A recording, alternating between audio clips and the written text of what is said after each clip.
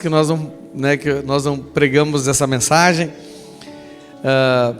Tivemos na ceia, o meu aniversário, no fim não preguei, e semana passada preguei a mensagem que ia pregar no domingo de Páscoa, e hoje nós vamos dar continuidade a ela, amém? Vamos orar ao Senhor, feche seus olhos. Pai, mais uma vez nós agradecemos ao Senhor pelo Teu amor, pela Tua bondade, pela Tua misericórdia. Obrigado, Pai, porque estamos aqui nesta noite reunidos na Tua presença. Obrigado, Pai, porque temos o privilégio de Te servir e de sermos ministrados pelo Teu Espírito, Pai. Senhor meu Deus, a Tua palavra é lâmpada para os nossos pés e luz para o nosso caminho, Senhor. Mas muitas vezes, Senhor, andamos tão confusos com os nossos pensamentos, sentimentos, com as nossas preocupações e problemas, que não conseguimos ver a luz da Tua palavra, Senhor. Pai, que o Senhor nos capacite a perceber essa luz, que é tudo que precisamos para sair de caminhos enganosos, de caminhos tortuosos, e andarmos na vereda do justo, Pai, que é como a luz da aurora. Por isso, dá-nos ouvidos para Te ouvir nesta noite, Senhor. É o que nós Te pedimos em nome de Jesus Cristo. Amém. Amém, gente? Aleluia. Dê mais uma forte salva de palmas ao Senhor. Glória a Deus. Pode sentar no seu lugar. Nessa sexta-feira tivemos a nossa convenção estadual, que esse ano foi lá em Londrina. O ano que vem aqui, não é? Já se prepare, né? Foi um momento muito bom. Cansativo, né? Porque a gente viajou, fez meio que um bate-volta aí. Eu ainda dormi lá na quinta-feira, de quinta para sexta, não é? Mas mesmo assim dá um cansaço, né? Confesso que eu ainda estou fisicamente cansado, mas espiritualmente renovado, né? A Bíblia diz que a gente vai se gastando por fora e se renovando por dentro, não é? Toda pessoa que não se gasta por fora por Jesus também não recebe o renovo interior que Ele dá. Amém? Vamos lá então. Vamos dar continuidade, essa mensagem. O objetivo dessa mensagem que eu estou pregando para você já há algumas semanas é te ajudar a viver a plenitude de tudo que Deus preparou para você no reino dele, né? Todas as promessas de Deus, todas as bênçãos de Deus estão para nós em um lugar chamado Reino de Deus. Amém? A Bíblia diz que Ele nos libertou do império das trevas, ou seja, de um lugar onde nós éramos dominados pelo pecado, dominados pelos nossos desejos carnais, pelos nossos instintos. Nós éramos dominados e oprimidos por demônios, né? Cada um de nós tinha um tipo de relacionamento com o espírito das trevas, mesmo que a gente não tenha consciência disso. E Ele nos transportou para o reino do Filho do seu amor. Dentro desse reino, nós precisamos agora aprender a viver a plenitude do reino, daquilo que Ele preparou para nós no reino dEle, as bênçãos, as promessas, né? Assim como para o povo de Israel na primeira aliança, as promessas estavam ligadas a uma área geográfica, uma terra, né? Terra que mana leite e mel, não é? A grande promessa era a terra, porque a partir da terra as outras promessas se cumpririam, sim ou não? Não é? A grande notícia para o povo de Israel é que eles haviam chegado na terra que manava leite e mel. A grande notícia para nós é que o reino de Deus está entre nós. Então nós podemos agora tomar parte no reino dele, amém? E quanto mais nós estivermos integrados ao reino de Deus, não é? Entenda, integrado ao reino de Deus, está debaixo da autoridade do reino dele, cumprindo, os deveres de um cidadão do reino de Deus. Por exemplo, se você não cumpre todos os deveres que você tem como cidadão brasileiro, você consegue usufruir tudo o que você pode usufruir aqui? Não é? Geralmente o maior problema que as pessoas têm é um problema de crédito, não é verdade? Né? Elas não têm crédito. Por que não têm crédito? Porque não estão cumprindo tudo o que socialmente tem que cumprir. Então, a primeira restrição que nós temos dentro de um sistema de governo, seja ele qual for, a primeira restrição que nós temos quando não cumprimos bem os nossos deveres é que o nosso crédito é tirado. Sim ou não? Uma das últimas restrições é a nossa liberdade ser tirada. E tem alguns países que até a vida da gente pode ser tirada se a gente cometer determinado crime, não é verdade? No reino de Deus é semelhante. Se nós não estamos debaixo da autoridade do Senhor e não cumprimos os deveres cidadãos desse reino, nós começamos a encontrar restrições que nos impedem de usufruir tudo que Deus tem para nós, amém? Dentro disso, nós temos aprendido que a igreja, a grande missão da igreja, que é o grande grupo, a comunidade a qual nós pertencemos, a partir de uma comunidade como essa, que nós nos tornamos corpo de Cristo, não é verdade? Né? A igreja, ela tem o papel de nos inserir no reino. Né? Então, você não está aqui porque a igreja vai te abençoar, né? Porque a oração do pastor vai te abençoar. Não. Né? Eu digo assim, que o que a oração de um pastor pode fazer por você, se você não está ainda dentro do reino, é mais ou menos o que acontecia lá com o povo no deserto. Né? A oração pode te dar um livramento, a oração pode te dar uma provisão emergencial, como no caso do maná, ou não é verdade? Mas a minha oração pode fazer você ver promessa? Não, é a sua decisão em Cristo que te leva a essa condição de promessa, e de ver as promessas do Senhor, amém? Eu quero dizer uma coisa para você, meu irmão, mais que você acredite assim, que eu sou um homem justo, que minha oração tem muito poder, meu irmão, a promessa é muito melhor que a minha oração. Eu gosto, quando eu oro por mim, as coisas dão certo, mas eu gosto mais da promessa de Deus. A promessa de Deus é muito mais poderosa na minha vida do que a minha própria oração, não é verdade? Né? E o papel da célula, que é o pequeno grupo, né, é nos inserir no grande grupo. Então, nós já vimos o papel da igreja, e agora nós estamos vendo o papel da célula. Né? Então, quando eu faço parte de um pequeno grupo, eu consigo me integrar melhor a um grande grupo. Assim era o modelo da igreja em Atos. A Bíblia diz que eles se reuniam no templo e nas casas. Né? Toda igreja saudável, ela caminha dentro dessa estrutura de pequenos e grandes grupos. A diferença é que tem congregações que isso como é que é o termo? Isso é informal, ou seja, as pessoas elas vão se conectando aos outros informalmente e acabam fazendo um grupo de amizade dentro da igreja, não é verdade? Né? Então é um grupo informal. A pessoa que faz parte de um grupo, seja ele formal ou informal, ela vai ter uma facilidade de se integrar maior ao grande grupo, porque ela formou vínculos, formou relacionamentos, não é verdade?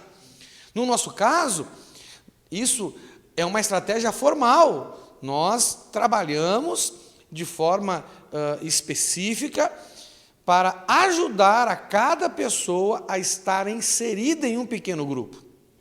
E por quê? Qual é o objetivo de você estar inserido no pequeno grupo? É você conseguir se integrar ao corpo, amém? A igreja. E quando você está bem integrado à igreja, a partir da igreja, a igreja ela é a porta de entrada para o reino de Deus, amém? Né? Naqueles 3 aspectos que nós vimos do reino de Deus, amém? E nós estamos falando então sobre esse contexto agora, né, de qual é o papel do pequeno grupo, né? Nós vimos que o primeiro papel do pequeno grupo na nossa vida, o papel da célula, é nos ajudar a ser a noiva de Cristo. A noiva de Cristo fala de santidade. Quem lembra, né? A santidade ela tem uma motivação essencial e tem 3 componentes a partir dessa motivação. A motivação essencial da noiva é o noivo, sim ou não? O que uma noiva, quando uma mulher está noiva, o que teoricamente ela mais teria que querer na vida dela? O noivo, poder se encontrar com o noivo. O problema é que nos dias de hoje as pessoas já se encontram antes de ser noivo até, não é verdade? Aí avacalha tudo, já começa tudo errado, né? Mas dentro do padrão de Deus, Imagina uma pessoa que se guarda para, ter um casamento abençoado. Aí um dia essa pessoa encontra aquela outra pessoa que ela escolhe e que também é escolhida por aquela pessoa, e ela começa a se preparar para esse casamento. Rapaz, o melhor momento da vida dela é quando ela pode ter esse tempo com o noivo. É ou não é verdade? Então esse anseio pela presença do Senhor, esse anseio por buscarmos intimidade com Ele, é a motivação que nos conduzirá a uma vida santa. Aí vem os componentes, as atitudes que eu tenho que ter a partir desse desejo pela presença de Deus. Então eu me separo das coisas do mundo, não é? Para me dedicar a Ele, e eu ajo com prudência para que nada na minha caminhada me afaste do Senhor. Então é separação, dedicação e prudência. Existe a motivação, a essência da santidade e esses três componentes da santidade, amém? Isso nós aprendemos com a imagem, dizendo que a igreja é a noiva de Cristo.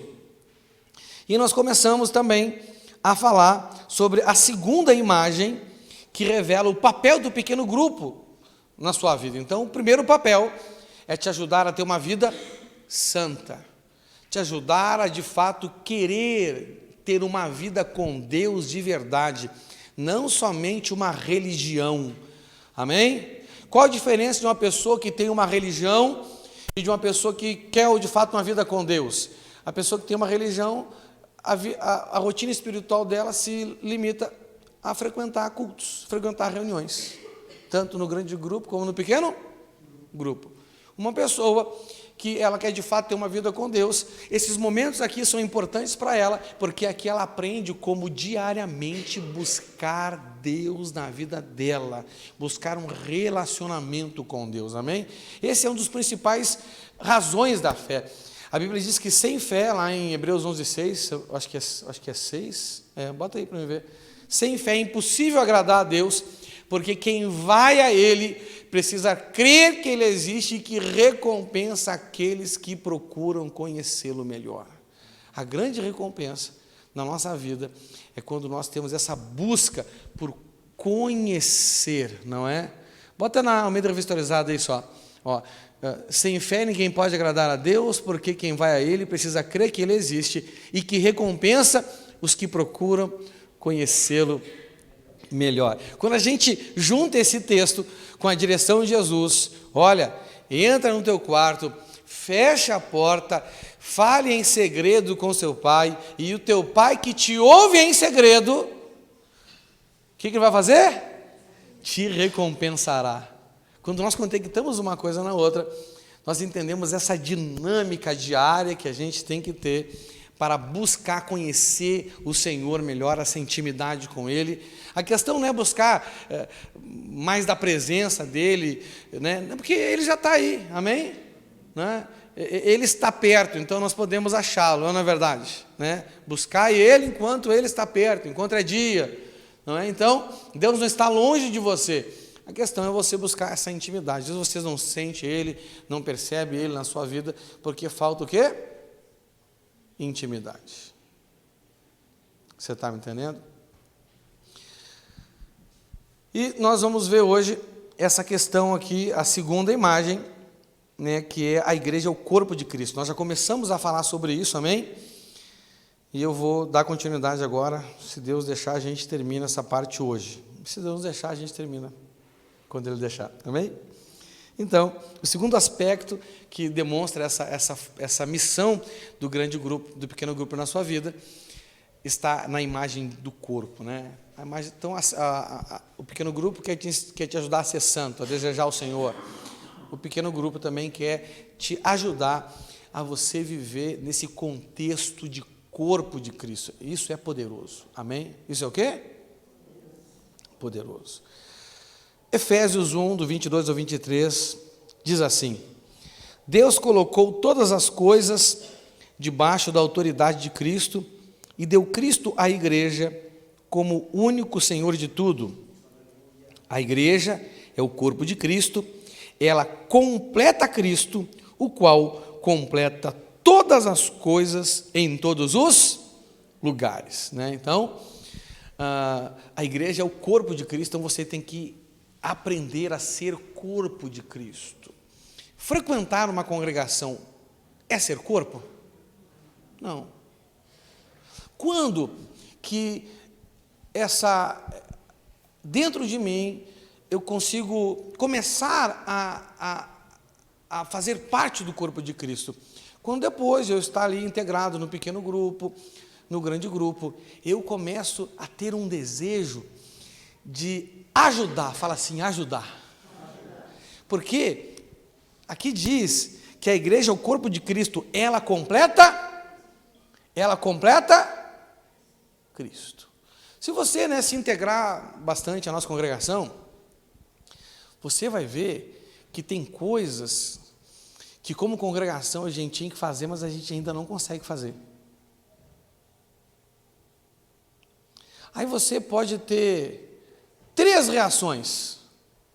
A primeira reação é não ter reação. Não é verdade? A primeira reação é ficar indiferente, né?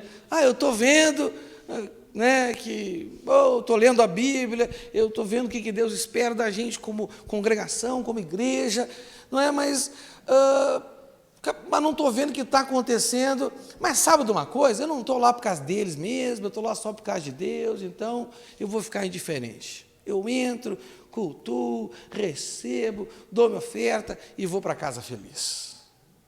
Como é que é o nome disso? Indiferença. Porque se eu estou em um lugar e os problemas daquele lugar não me atingem de alguma forma, é porque eu assumi uma posição inerte, uma posição de indiferença, não é verdade? A sua segunda reação, que é uma reação muito comum de acontecer nas congregações, é você começar a olhar e ver que, rapaz, tem coisas lá que não estão funcionando como deveria funcionar. Sabe de uma coisa? Eu vou procurar uma congregação que as coisas funcionem como tem que funcionar. Você está me entendendo? É a sua segunda forma de reagir a isso. A sua terceira forma, que é a forma aqui que nós precisamos ter essa consciência bíblica, que a igreja ela completa, ou seja, nós vemos que algumas coisas não estão sendo feitas, aí nasce no seu coração, rapaz, será que eu não posso colaborar? Você está me entendendo? Você sabe que a primeira vez que aconteceu isso na minha vida, eu me lembro que eu estava lá, eu converti na igreja Casa da Bênção, em Porto Alegre, e eu sempre fui muito ativo na igreja, assim, sabe? Mas eu confesso para vocês que eu era ativo na igreja, porque eu era ativo em qualquer lugar. Aonde eu ia, eu via alguma coisa, eu me oferecia para fazer, em qualquer lugar, em casa, no trabalho, com os amigos. Se eu ia visitar um amigo que estava fazendo alguma coisa, eu não ficava olhando ele fazer. Eu ia lá e fazia junto com ele. Você está entendendo? Mas eu me lembro que um dia algo começou a me incomodar na igreja. Eu via que as pessoas iam para o encontro, e eu tinha expectativa assim, que as pessoas saíssem já assim, 100% libertas de perturbação demoníaca na vida delas. Só que eu comecei a perceber que isso não era verdade. E às vezes eu via as pessoas endemoniando, ou na igreja, ou na cela, ou quando a gente ia fazer uma oração. Eu ficava pensando, aí eu olhava assim, ficava na expectativa assim que, sei lá, que o Abraão, que era o pastor da igreja lá, meu pai na fé, ia reunir a gente uma hora e dizer assim, olha gente, a gente está com um problema, entendeu? As pessoas não estão sendo bem libertas no encontro, e a gente tem que fazer alguma coisa, mas aquilo me gerava uma incomodação, porque eu tinha uma expectativa de uma reação dele, mas eu não vi aquela reação acontecer. Eu cheguei até a pensar, rapaz, eu acho que o Abraão não dá bola para essas coisas, não. Mas aquilo começou a me incomodar. Aí um dia eu fui até ele e perguntei, Abraão, cara, por que as pessoas, eu não fui assim, eu confesso para vocês, dentro do meu coração tinha uma leve acusação assim, contra ele já, mas eu não fui assim ante ele, que se me respeitei ele. Falei, Abraão, por que será que as pessoas quando vão para o encontro, temos que voltar com o demônio, e não sei o quê, mas se elas ficaram possessas lá, a gente orou e mandou embora. Ou como é que alguém vai e volta ainda e não converte? Aí eu ficava preocupado às vezes que eu via um crente falando língua estranha, e depois eu estava lá enrolando com o Exu dentro dele. Eu falei, meu Deus do céu, muita confusão na minha mente. Aí fui conversar com ele. Ele falou, César, assim, é que essa libertação do encontro é uma libertação ainda boa, comparado a uma igreja tradicional, mas se a gente for olhar para o princípio bíblico, ainda é uma libertação superficial. Né? Nós precisamos de um ministério de cura e libertação na igreja. Toda a congregação precisa, essa aqui também precisa, viu? Vigia aí, vai que Deus não está te chamando para essas coisas aí. Tá bom? Aí eu perguntei para ele assim, tipo assim, mas por que não tem? A minha vontade é assim, mas eu perguntei baixinho, né? Mas eu falei, não, já que tu sabe que precisa, por que não tem? Ele falou assim, César, é porque não tem quem faça. Aí eu perguntei para ele assim, e se eu quiser fazer, eu posso fazer? Ele falou, pode. E como é que eu faço? Ele começou a me instruir. E essa foi a primeira coisa que eu fiz na igreja, porque gerou em mim um desejo de completar algo que está incompleto, algo que está faltando, algo que não está acontecendo. Você está entendendo? Meu irmão, eu comecei a orar a Deus, então aquela insatisfação, aquele sentimento, eu até já preguei aqui na semestérial do mês passado, se você quiser, busque lá no nosso canal do YouTube. Os sentimentos, eles revelam coisas na nossa vida, e nós temos que começar a aprender a interpretar biblicamente os sentimentos da gente. Aquele sentimento de insatisfação que eu estava tendo, era um sinal do Espírito Santo, assim, César, faz alguma coisa, cara, faz alguma coisa. Só que, né, dentro da minha consciência imatura, né, eu acho que a gente sempre acha que é o líder que tem que fazer, que é o pastor que tem que fazer, ou a gente nunca se acha preparado para fazer, ou não é verdade? Não sabe, muito crente tem a síndrome da impreparação eterna, nunca está pronto para nada, sangue de Jesus tem poder, queima ele, não é verdade?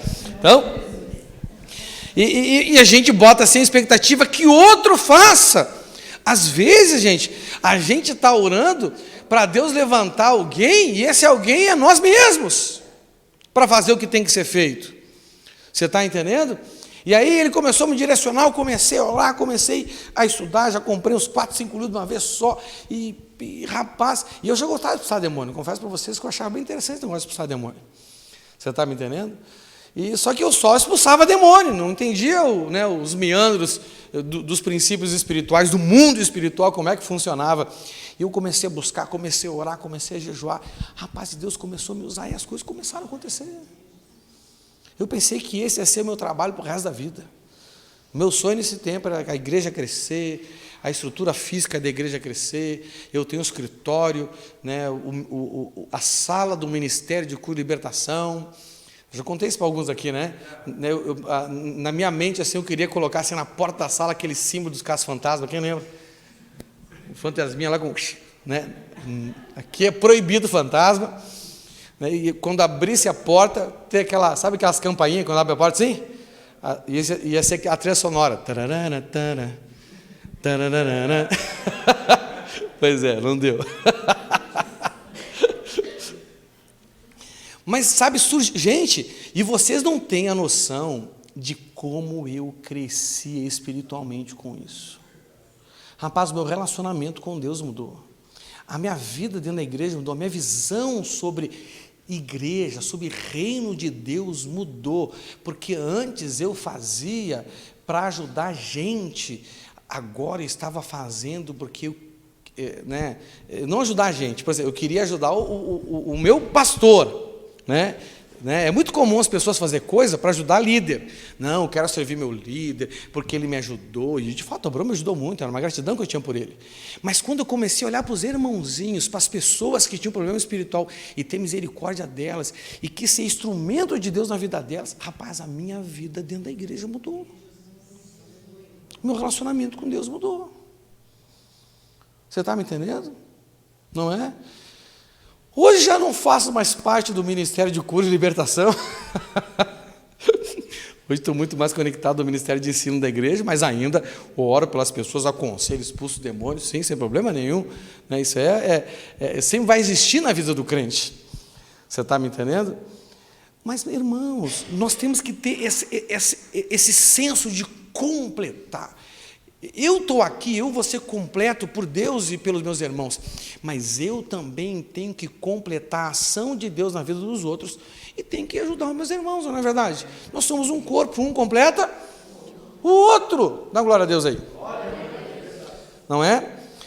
E 1 Coríntios 12, 27, na Almeida Revista Atualizada, fala assim, ó: ora, vós sois o corpo de Cristo e individualmente membros desse corpo. Então nós temos dentro do corpo de Cristo uma questão coletiva, mas também temos uma questão individual, sim ou não? Eu tenho que ter uma função no corpo. Daí vem, não é, o quanto a sua vida espiritual é uma vida eficiente ou é uma vida ineficiente. Você está me entendendo? Não é? Hoje tem muitas pessoas que creem em Deus, frequentam uma igreja, mas a vida espiritual delas é ineficiente. Não? Até para orar. Às vezes, pelos filhos delas, depende de outras pessoas, porque elas mesmas não têm fé para aquilo. Você está me entendendo? Como as pessoas chamam a gente, pastor, estou sentindo umas coisas lá em casa, estou sentindo, né, umas coisas ruins lá em casa. Pastor, vai lá ungir a minha casa. A gente vai ungir, sem problema nenhum. Mas você espiritualmente poderia tomar uma posição, sim ou não? Não é verdade? Poderia. Não é? É que nem um homem tentar invadir minha casa, ligar para o pastor Marquinhos: ô pastor Marquinhos, o que foi? Tem um homem tentando invadir minha casa, vem aqui para tirar ele. Entendeu? Né? Se o pastor Marquinhos fosse fazer, ô missionário, o senhor é bunda mole, é? Pô, toma jeito, o senhor é homem. Né? Você está me entendendo? Toma posição aí. Não é verdade? Né? Já invadiram a minha casa já. Quando eu morava na igreja, lá no Pinheirinho lá.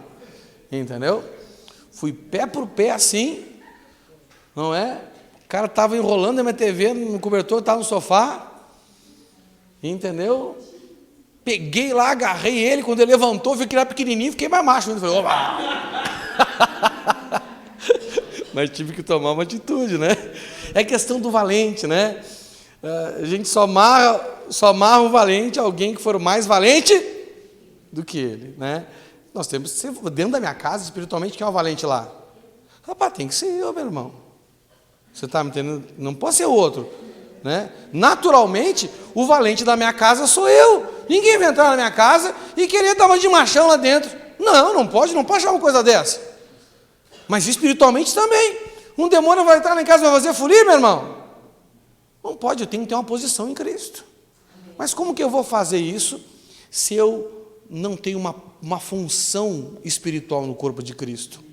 A Bíblia diz que as portas do inferno não prevalecem contra a igreja do Senhor.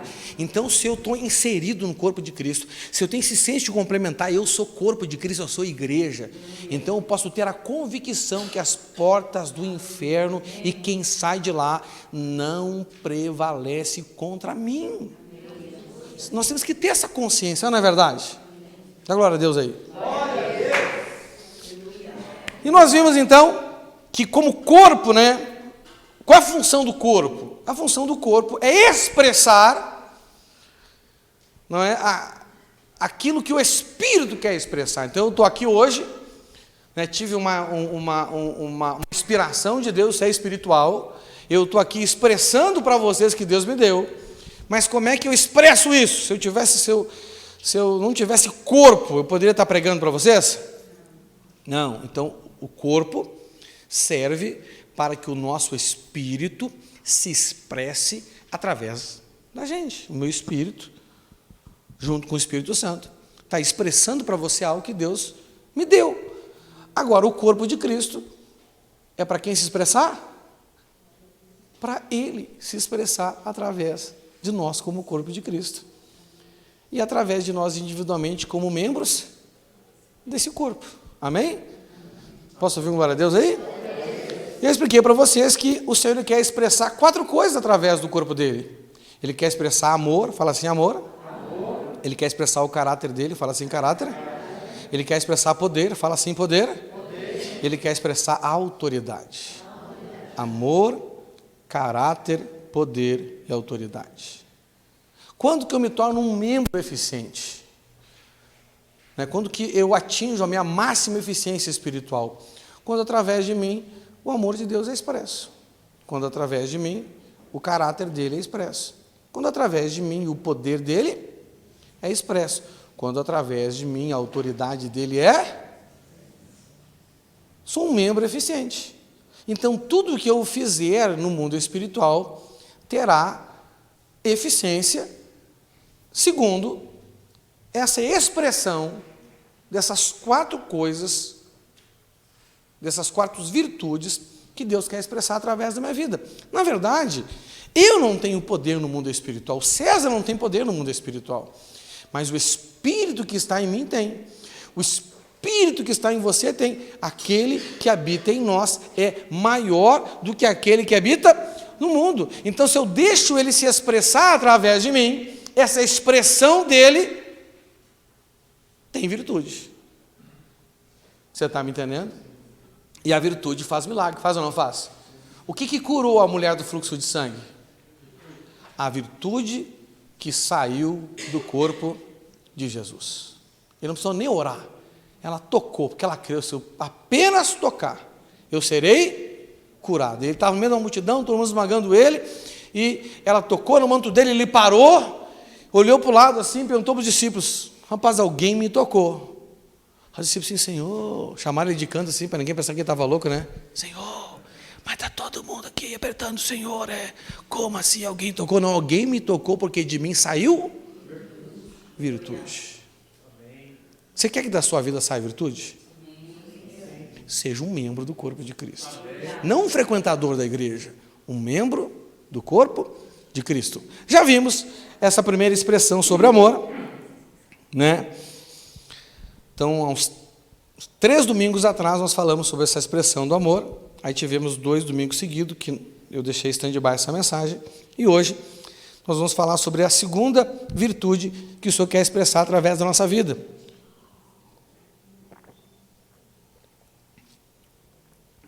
Então, existem 2 expressões que devem ser o alicerce da nossa vida de fé, e outras 2 expressões que é o que acontece a partir daquilo que a gente faz, não é? A primeira expressão é o amor, e a segunda expressão é o caráter. Fala assim, expressar caráter. Gálatas 5, do 16 ao 25. O caráter de Deus está naquilo que nós chamamos de fruto do Espírito Santo. Então você pode chamar de fruto do Espírito Santo, você pode chamar de manifestação do caráter, você pode chamar de dom de relacionamento, porque na verdade o fruto do Espírito Santo é isso. Ele expressa o caráter de Deus, amém? Ele é um dom de relacionamento, porque você consegue se relacionar com as pessoas a partir dessas virtudes. Você está entendendo? Porque o caráter da gente determina o tipo de relacionamento que eu vou ter com as pessoas, não é verdade? Então tem coisas do fruto do Espírito que me capacitam a me relacionar com o Senhor, e tem coisas no fruto do Espírito que me capacitam a me relacionar com o próximo, né? Mas na verdade são valores que vão mostrar o caráter espiritual de Deus na nossa vida. Amém? A ação dessas 3 coisas em nós restaura a imagem e semelhança de Deus. O que é a imagem e semelhança de Deus? Na vida das pessoas aí fora, não existe a manifestação de um amor semelhante ao de Deus. Não existe a manifestação de um caráter semelhante ao de Deus. Isso o pecado destruiu. Não existe a manifestação semelhante ao poder de Deus, nenhuma autoridade semelhante à autoridade de Deus. São coisas malignas, são coisas mundanas, carnais, não é? Mas pelo Espírito, então, a imagem e semelhança dele começa a ser restaurada na vida da gente, como o corpo dele, amém? O corpo também fala da imagem. Como que vocês me conhecem? Pela imagem do meu corpo, não é verdade? Missionário, carequinha, gordinho, barrigudinho, bonito, né? É assim que vocês se referem a mim. Se você quiser explicar para alguém quem eu sou, vocês vão explicar, né, a partir dos meus atributos físicos, não é verdade? Né? Vamos lá então, Gálatas 5, do 16 ao 25, diz assim, ó: quero dizer a vocês o seguinte, quero dizer a vocês o seguinte, deixem que o Espírito de Deus dirija a vida de vocês e não obedeçam aos desejos da natureza humana. Por quê? O que a nossa natureza humana quer é contra o que o Espírito quer. E o que o Espírito quer é contra o que a natureza humana quer. Os dois são inimigos. E por isso, vocês não podem fazer o que vocês querem. Repita comigo assim, e por isso, vocês não podem fazer o que vocês querem. Por que você não pode fazer o que você quer? Está escrito ali. Por que você não pode fazer o que você quer? Oi? Isso, porque o que eu quero é contra o que o Espírito quer. Eu tenho uma forma bem assim, bem descontraída de pensar sobre isso, não é? Aí você pode perguntar assim, mas pastor, por que Deus me deu vontade, então se eu não posso fazer o que eu quero? Aí eu interpreto assim, ó, Deus me deu vontade só para mim saber o que eu não posso fazer. Então se eu quero fazer, fica a dica. Mas acordei com uma vontade, vigia.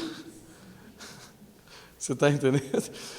Da onde que é essa vontade aí? Rapaz, acordei com vontade de não fazer nada. Essa vontade é do Espírito de Deus?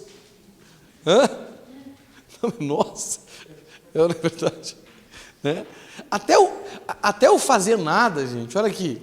Até o fazer nada, você tem que vigiar. O descanso é de Deus, amém? Descanso é sagrado, mas não fazer nada não. Sabia disso?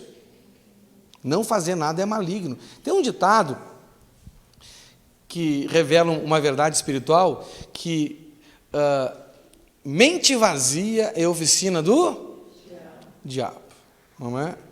Então, geralmente, o dia que a pessoa não quer fazer nada, ela tira aquele dia assim, para deixar a mente dela à mercê dos pensamentos que vêm. Hoje eu não vou pensar nada importante, fazer nada sério, sabe? Não, meu irmão, isso não é de Deus. O cúmulo disso é a meditação do brahmanismo, que prega que você tem que esvaziar a sua mente. A única coisa pior espiritualmente, de você deixar a sua mente ao léu, sem um foco, é você entrar nesse nível de meditação, de esvaziar completamente a sua mente. Isso dá acesso a demônios na sua vida, meu irmão. Eu já tive a experiência de fazer libertação de pessoas que vieram do budismo, do brahmanismo, que é tudo do brahmanismo lá, né, essas seitas que vêm lá da Índia, né, aquelas coisas todas lá. Meu irmão, o tipo de possessão maligna que as pessoas têm é terrível. Por quê? Porque elas são adeptas a essa meditação zen, de conseguir chegar numa condição de não pensar em nada. Meu irmão, é literalmente aquela imagem bíblica, limpa, vazia e adornada. Rapaz, é salão de festa para capeta. Você está me entendendo? Eles entram ali e fazem o que querem. Então, até o descanso da gente, que é bíblico, não deve ser um descanso de coisas que tornam a nossa mente improdutiva. Então, você tem que colocar um foco na sua mente. né? Pô, dá para descansar lendo um livro, não dá? Né? Dá para descansar vendo um filme assim que é legal, você está me entendendo? Que vai te dar atenção, que não vai deixar a sua mente assim vazia, né? Dá para descansar vendo coisas interessantes, fazendo coisas interessantes, né? Vai no parque passear, caminha, não é? Meu irmão, a imagem, ó, pensa numa imagem espiritualmente terrível, você jogado em cima do sofá, olhando para cima assim, sem pensar em nada. Os diabos, gente, eles chegam a fazer fila, porque já estão ao redor, buscando para quem possa devorar. Essa deixa aí, gente, vamos parar de rodar, vamos fazer fila, vamos ver quem é que vai entrar primeiro. Porque estão tudo ali, ó. Você já tirou no sofá, começa a olhar para a lâmpada assim, os demônios já param, já faz fila, fila indiana. Vamos lá. Quem que vai entrar primeiro? Para perturbar, para incomodar. Você está me entendendo? É mais ou menos assim. Na minha mente eu imagino no mundo espiritual assim. Por quê? Porque a nossa mente, gente, a nossa mente, ela é uma terra tremendamente disputada por Deus e pelos demônios. Tem um livro muito bom de uma pastora norte-americana chamada Joyce Meyer, tem tradução em português, que é assim, o campo de batalha é na mente. Você tem que ler esse livro aí, meu irmão. Você vai aprender os princípios do livro, não deixar a sua mente vazia ou à mercê de qualquer tipo de pensamento. Campo de batalha na mente. Joyce Meyer.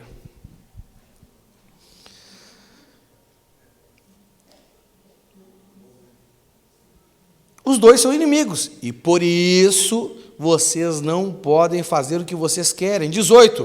Porém, se é o Espírito de Deus que guia vocês, então vocês não estão debaixo da lei, ou seja, não estão debaixo da condenação do pecado. Aí vem aqui, né, o resultado de uma vida que é dirigida assim por si mesma, uma pessoa que faz o que bem quer da vida, não é? Diz assim, no 19, as coisas que a natureza humana produz são bem conhecidas. Elas são a imoralidade sexual, a impureza, as ações indecentes, a adoração de ídolos, as feitiçarias, as inimizades, as brigas, as ciumeiras, os acessos de raiva, a ambição egoísta, as desuniões, as divisões, as invejas, as bebedeiras, as farras e outras coisas parecidas com essas. Repito, olha o que diz aqui, repito o que já disse antes, o que fazem essas coisas não receberão o reino de Deus. Ou seja, eu estou falando de caráter aqui, amém? Nós temos que expressar o caráter de quem? Do Senhor.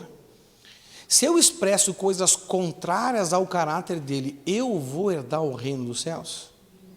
E o reino dos céus aqui na terra é o lugar onde a vontade e a promessa de Deus vai se cumprir na minha vida. Você está entendendo? Dá glória a Deus com mais ânimo aí.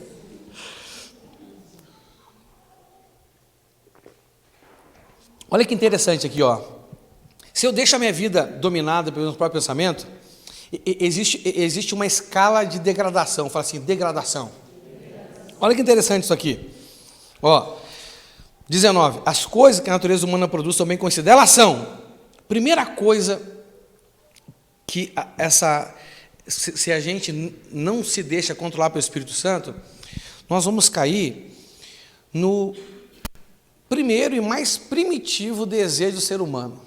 A gente vai ser controlado pelos nossos desejos sexuais. Olha o que diz aqui, a imoralidade sexual, as impurezas e as ações indecentes. Então, essa pessoa, ela vai começar, né? Hoje eu vou ficar sem fazer nada, eu vou ficar na cama o dia inteiro. Rapaz, eu duvido que não vai aparecer um pensamento de imoralidade sexual na sua mente. Daqui a pouco já começa, isso já começa a se tornar frequente, você já se torna uma mente impura. É aquela pessoa que vê imoralidade até quando olha para a nuvem. Olhou para a nuvem assim, nossa, Deus, que nuvem é essa, meu irmão? Você tá uma mente impura. Sabe? Tudo que ela vê com uma conotação maliciosa. Isso é o quê? Impureza.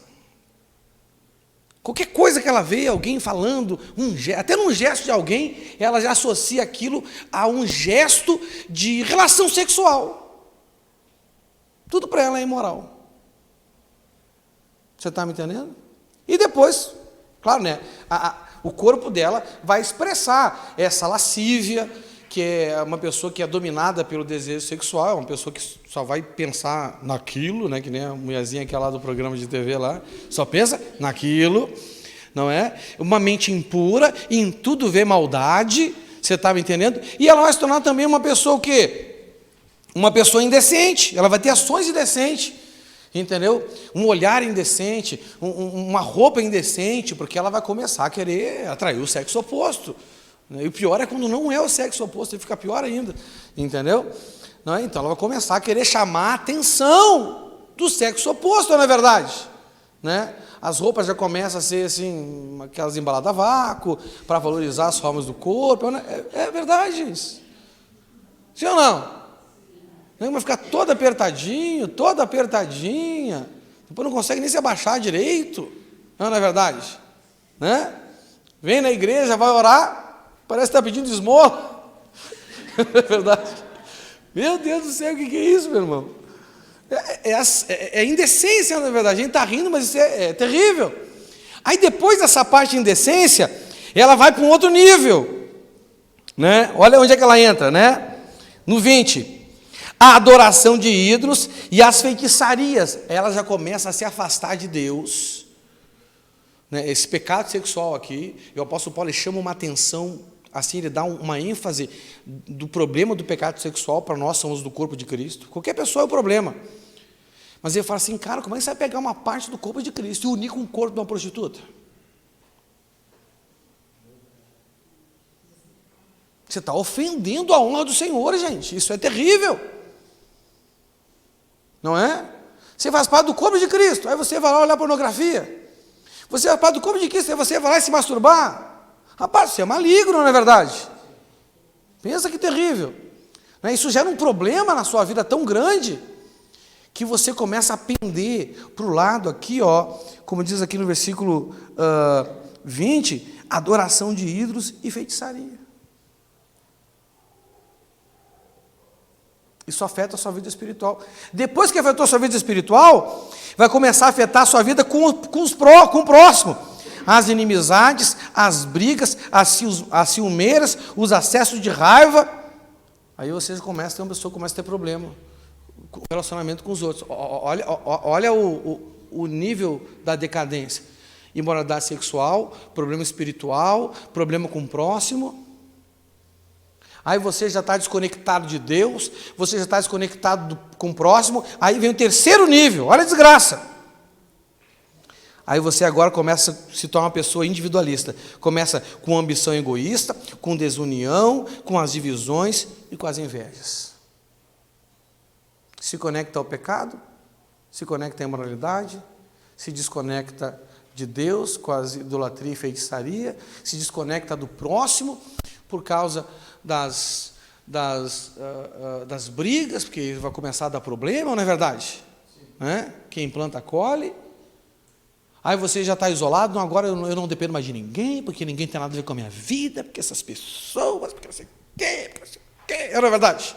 Eu lá, eu cá, cada um no seu quadrado, eu que faço por mim, porque ninguém me ajuda. Você já começa a sentir o irmão Judas, ninguém me ajuda.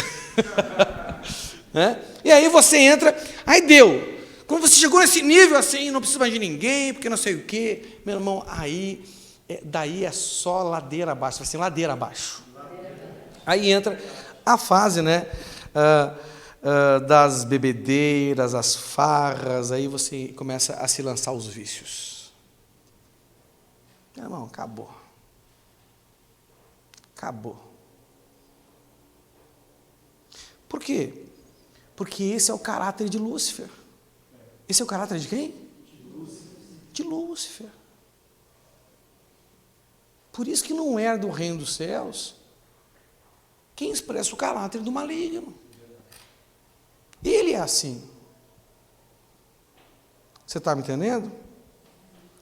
22, aí vem o caráter do Senhor, que nós temos que, né, expressar.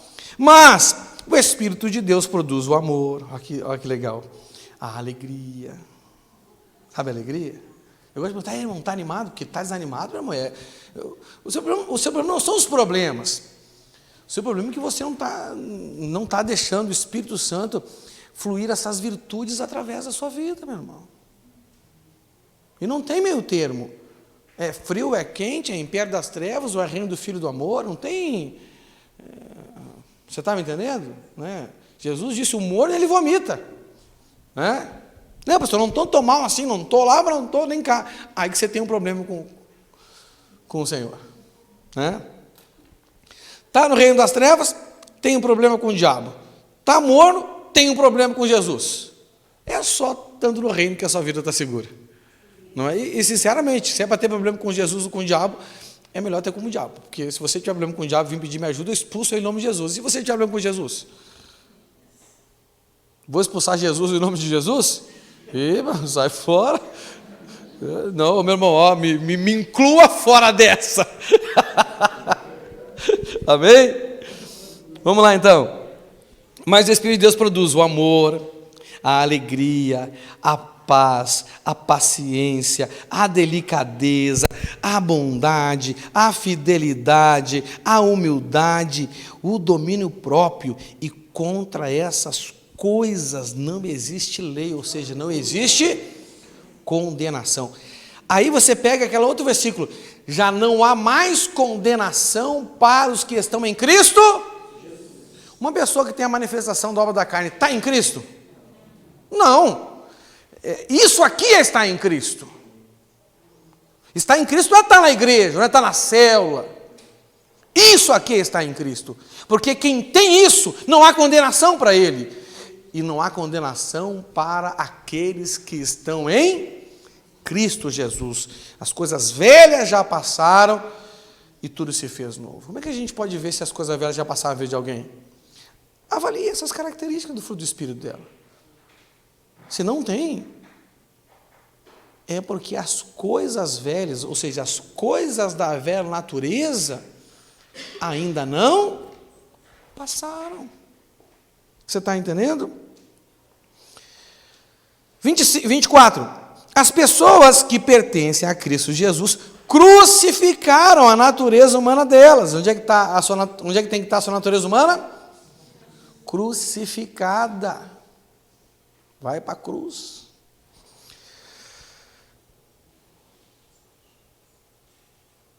As pessoas que pertencem a Cristo Jesus crucificaram a natureza humana delas, junto com todas as paixões e desejos dessa natureza. Então você tem que crucificar a natureza humana, mas também as paixões e os desejos dessa natureza. Então vem aquele desejo da natureza humana. Os desejos da natureza humana e as paixões da natureza humana, volta e meia bate a porta da gente? Prega ela na cruz, filho. Prega na cruz. Vai para a cruz. Demônio. Sai de mim, pensamento, desejo do inferno. Você está me entendendo? Né? Então, bota na cruz, vai orar. Não é verdade? 25. Que o Espírito de Deus, que nos deu a vida, controle também a nossa vida. Então aqui, né, a palavra-chave aqui para você poder expressar o caráter de Cristo é decidir negar a si mesmo. Né? Seguir, negar a si mesmo. Não pode ser meu seguidor aquele que não estiver disposto a negar a si mesmo, dia após dia, e também tomar a sua cruz. Por que você vai tomar a sua cruz? Para crucificar a sua natureza humana, não é verdade? Né? Então, isso é expressar, é negar a você mesmo. Né? É deixar que o Espírito de Deus dirija a sua vida. O grande problema é que nós queremos ter o controle. Não é verdade? nós queremos ter o controle da nossa vida. Meu irmão, não dá. Porque olha só, você não pode confiar o controle da sua vida a você. Por quê? Porque você tem um coração que é enganoso. E está doente demais para ser curado. Amém? Você não pode, sabe? E como que a gente vê como a pessoa está caindo nessa armadilha? É uma pessoa que ela quer sempre ter razão. Uma pessoa que sempre tem razão, uma pessoa que não admite os seus problemas, sabe aquela pessoa que você fala e aquela pessoa não admite, ou demora para admitir que é uma pessoa que está lutando, ela até aceita, mas depois de dar uns 300 argumentos. Não, mas porque não sei o quê, mas sabe como é que é? Meu irmão, rapaz, você deve viver um tormento na sua mente, meu irmão. Você não é feliz, não? Rapaz, você tem uma vida desgraçada. Isso é altivez, que nos separa do conhecimento de Deus. Quem lembra lá que a altivez faz isso com a gente? Que nos separa do verdadeiro conhecimento de Deus. Não é? A Bíblia diz, não me lembro onde agora, a Bíblia diz que nós não temos razão. O que a Bíblia diz? Nós não temos razão. A nossa razão tem que ser a palavra de Deus, amém? Tem que ser o quê? A palavra de Deus. Você está entendendo? Mas você não pode interpretar a palavra de Deus de qualquer jeito. Então, a interpretação da palavra de Deus, ela está ligada à vontade de Deus e não à sua vontade. Porque, entenda uma coisa assim, ó, você pode dirigir a sua vida pelas suas vontades, pelo que você quer, pelo aquilo que você acha que é certo, que você acha que é errado. Você está me entendendo? É mais ou menos assim, né? Ou você pode ter o controle gospel da sua vida. O que é o controle gospel da sua vida? Você lê a Bíblia, você conhece a palavra de Deus, mas você interpreta a palavra de Deus segundo o que você quer para você.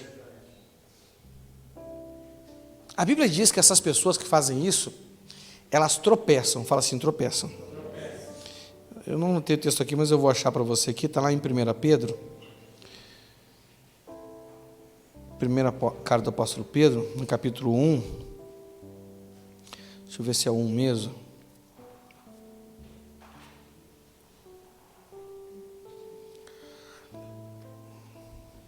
É no 2.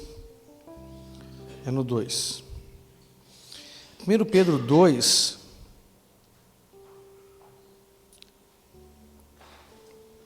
Vamos ler a partir do 7. O apóstolo Pedro, que ele está comparando a nossa vida com Cristo e a dinâmica do nosso relacionamento com Ele como um templo de pedras vivas. Porque Pedro recebeu a revelação lá no Evangelho, quando ele disse, quem vocês dizem que eu sou? E Pedro disse, ó, tu és o Cristo, Filho de Deus? Vivo. Aí o que Jesus falou para ele? Tu és Pedro, e sobre esta pedra edificarei a minha igreja. Não é? Paulo já pende mais para o lado do corpo, Pedro já pende mais para o lado do templo espiritual, nós também somos o templo do Deus vivo, amém? Então, ele está falando, ele diz que Jesus é a pedra viva, nós temos que nos achegar a Ele como pedra viva, nos tornar também como pedra viva, ou seja, o mesmo caráter, você está entendendo? Ele é uma pedra viva, a gente tem que ser pedra viva também. Ou seja, não basta ter a aparência exterior, tem que também ter a semelhança interior. Aí ele fala assim no 7, ó, essa pedra é de muito valor para vocês, os que creem, mas para os que não creem, a pedra que os construtores rejeitaram veio a ser a mais importante de todas.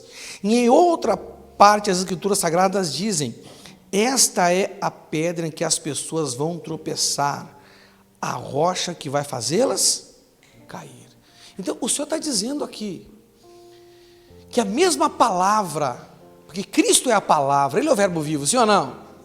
A mesma palavra que vai servir de alicerce para que pessoas edifiquem uma vida santa e poderosa em Cristo, essa mesma palavra também será o que as pessoas, tem pessoas que vão usar para destruir a sua vida.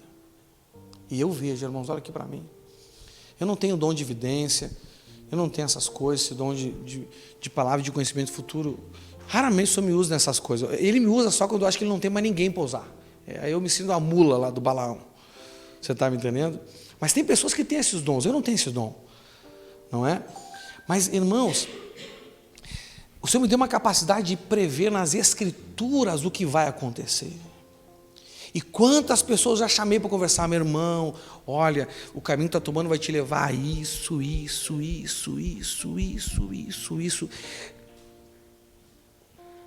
as pessoas vão lá e fazem porque não acreditam.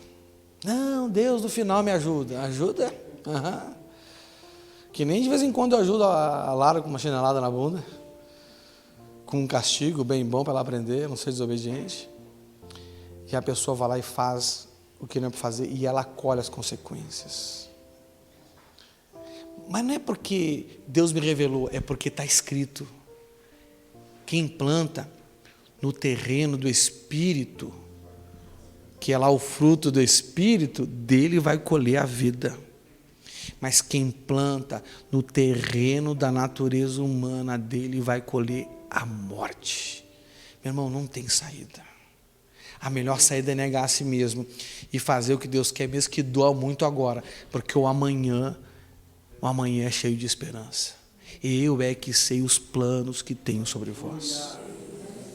Planos de paz e não de mal, para vos dar um futuro cheio de esperança. Mas se você não fizer o que tem que fazer, você não vai ter esperança. Aí vai vir o desespero. E aí, meu filho, muitas vezes não tem o que fazer.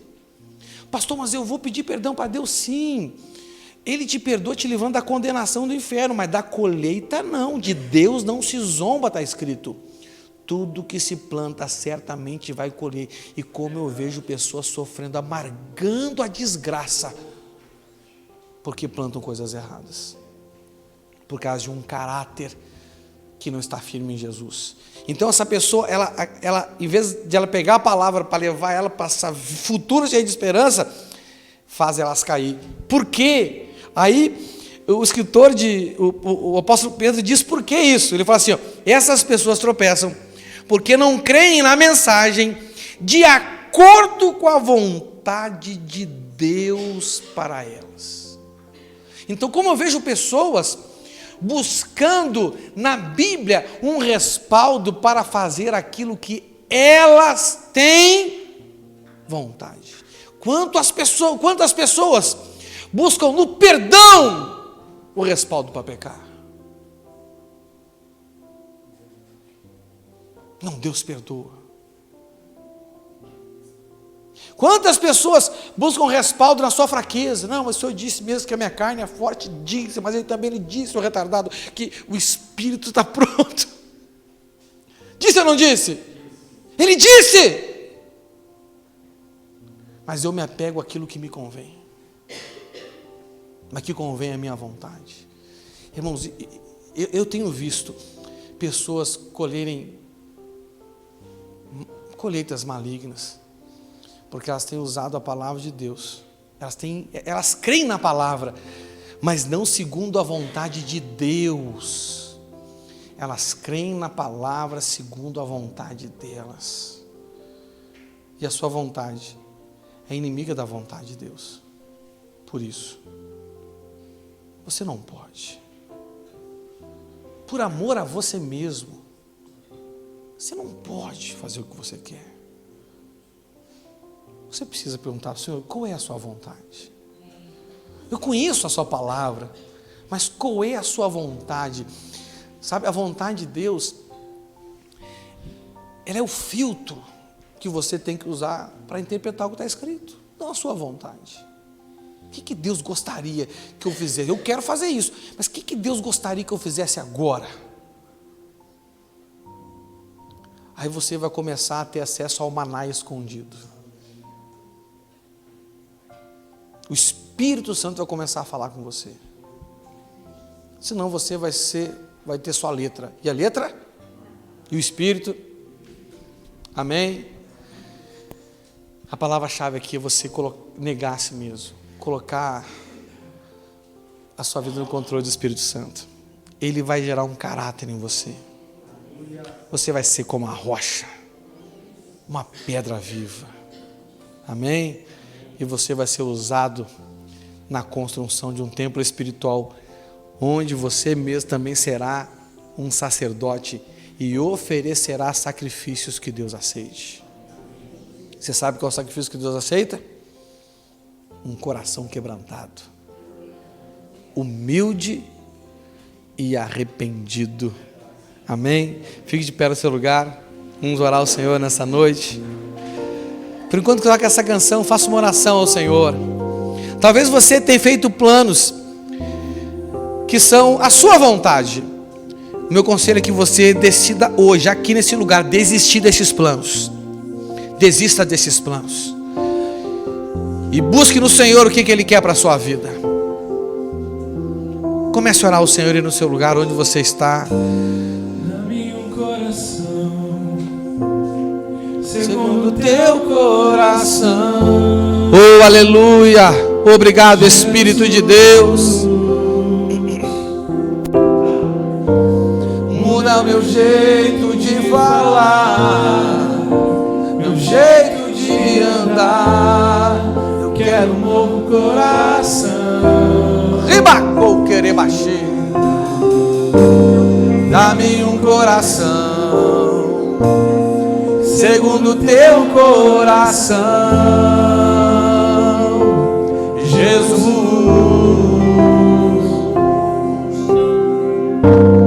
Muda o meu jeito de falar, meu jeito de andar. Eu quero um novo coração. Oh, aleluia, se renda ao Senhor, pare de lutar contra Ele, pare de lutar contra a vontade dEle. Oh,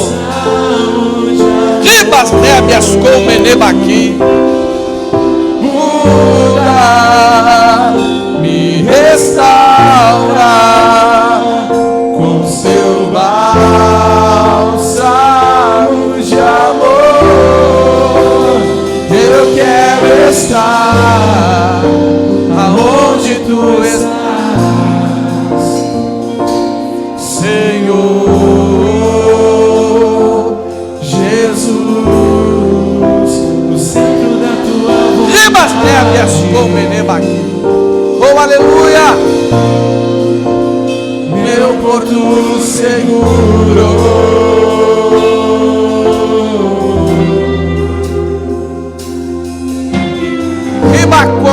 Dá-me um coração segundo teu coração, Jesus.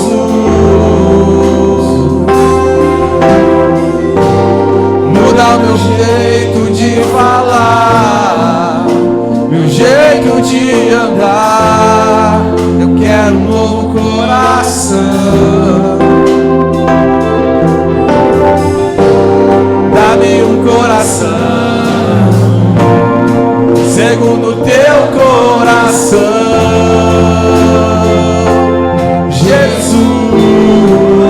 Oh, muda meu jeito de falar, meu jeito de andar. Eu quero um novo coração.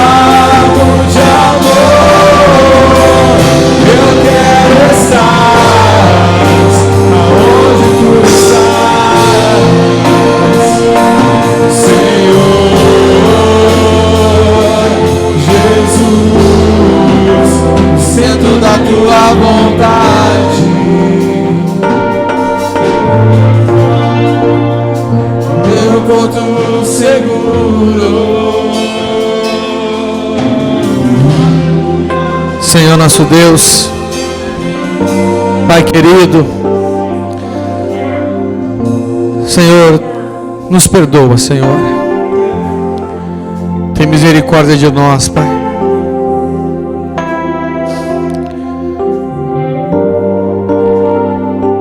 Porque, Senhor, nós temos usado a Tua palavra para fazer a nossa vontade, Senhor. Buscamos na Tua palavra razão e justificativa para contrariar a Tua vontade, fazendo a nossa vontade. Nos tornamos legalistas, dando mais valor à lei do que à própria vontade do Senhor, sendo que a lei é o caminho para cumprirmos a Tua vontade, que é boa, que é perfeita, que é agradável. Pai, assim andamos por caminhos que até parecem bons, mas que no final nos conduzem à tristeza, à frustração. Caminhos que até parece que temos razão para andar neles, mas que nos conduzem à morte, assim como um boi é conduzido para o matadouro. Senhor, tem misericórdia de nós, Senhor. Livra-nos de nós mesmos, Senhor. Livra-nos desse engano do nosso coração. Senhor, ensina-nos a confiar no Senhor. Porque muitas vezes, para cumprir a Tua vontade, por meio da Tua palavra, Senhor, a impressão que temos é que estamos perdendo. Mas é aí que ganhamos. A impressão é que estamos abrindo mão dos nossos sonhos e das nossas esperanças, mas é aí que o Senhor nos conduz a esse futuro cheio de esperança que o Senhor tem preparado para nós segundo os Teus planos. Quanto sofrimento, quanta desilusão, quanta tristeza, Pai. Quantos pensamentos e sentimentos, situações amargas que temos experimentado por causa da dureza do nosso coração e dessa altivez que nos separa do verdadeiro conhecimento do Senhor. Senhor, tem misericórdia de nós, nos perdoa, Senhor. Nós queremos expressar as virtudes do Teu caráter através de nossas vidas, Senhor, porque somos o Teu corpo. Queremos render glórias, louvores e adoração ao Senhor, porque o Teu amor, o Teu caráter, o Teu poder e a Tua autoridade fluem livremente através das nossas vidas, Senhor. Ajuda-nos nisso, Pai, e em nome de Jesus Cristo, eu repreendo agora todo espírito de engano que tem conservado a mente dessa pessoa na escuridão, colocando um véu de escuridão para que ela não tenha discernimento da vontade de Deus. Temor, eu te repreendo em nome de Jesus.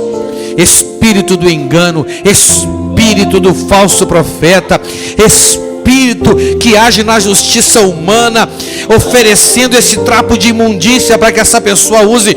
Demônio, eu te repreendo em nome de Jesus Cristo, Pai, e que o Teu Espírito, Senhor, venha nos conduzir na vereda do justo, no caminho que a cada passo, Senhor, a luz da Tua palavra brilha mais forte sobre nossas vidas, Senhor.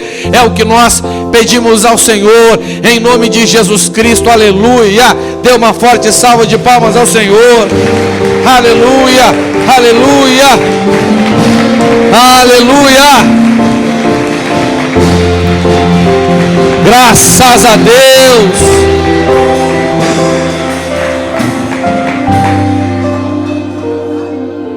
Amém. O primeiro passo para começarmos a andar nesse caminho é reconhecermos Jesus como nosso único e suficiente Senhor e Salvador, amém? A Bíblia diz: se no coração nós cremos que Ele ressuscitou dos mortos e com a boca confessamos que Ele é nosso Deus, seremos salvos, porque com o coração cremos para a justiça e com a boca confessamos para a salvação, amém? Tem alguém que hoje quer reconciliar com Jesus ou quer aceitar Jesus na sua vida como seu Senhor e Salvador? Levanta a mão para me ver. Vem aqui na frente, meu irmão. Aleluia, glória a Deus. Como é que é seu nome? Você quer aceitar ou reconciliar, Cíntia? Oi? As duas coisas. Você é batizada? Então tu quer reconciliar com o Senhor Jesus. Amém, Cíntia. Glória a Deus, minha filha. Mais alguém? Aceitar ou reconciliar com Jesus? Amém. Vamos orar então aqui pela Cíntia. Vem minha esposa aqui, missionária. Abraça ela aqui. Vamos orar. Vou fazer uma oração, Cíntia, tu repete comigo. Amém? Depois vou orar por ti. Fala assim: Senhor meu Deus, hoje, pelo discernimento que o Teu Espírito me deu, eu reconheço que eu pequei, tendo me afastado do Senhor. Senhor, me perdoa. E hoje, diante do Senhor, tendo a Tua igreja como testemunha, eu declaro que eu quero voltar ao Senhor, que eu quero reatar a minha aliança com o Senhor. E eu peço, meu Pai, me aceite de volta na Tua casa. Eu quero Te servir. Deixa eu orar por Ti agora. Senhor meu Deus, obrigado pela vida da Cíntia, Pai. Pai, que bom recebê-la aqui nesta noite, Pai. Obrigado, Jesus. Senhor meu Deus, nós recebemos ela aqui como parte dessa igreja, Pai. Eu recebo ela aqui como minha ovelha, Senhor. Senhor meu Deus, nos ajude a ajudar a Cíntia a caminhar no caminho que o Senhor tem preparado para ela, Pai. Em nome de Jesus Cristo, eu ordeno que a mão de trevas que estava sobre ela seja retirada agora em nome de Jesus Cristo. Ordeno que todo plano do diabo, toda obra das trevas que se levanta contra ela caia por terra em nome de Jesus. Eu declaro agora que toda arma que for forjada contra ela não vai prosperar. E ordeno que seja destruída agora em nome de Jesus Cristo. Amém. Amém, minha filha? Seja bem-vinda. Deus te abençoe. Em nome de Jesus. Quem quiser dar um abraço na Cíntia, pode vir dar um abraço aqui para dar boas-vindas para ela. Amém? Aleluia. Glória a Deus.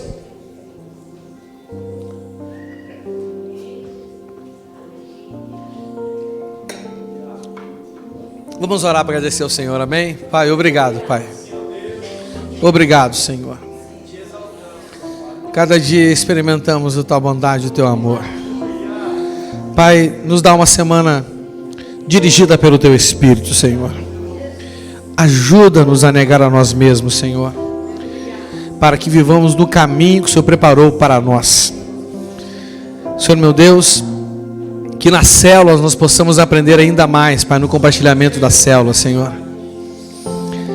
Que o culto de sexta-feira seja um culto de manifestação do Teu poder, de cura e libertação, Pai.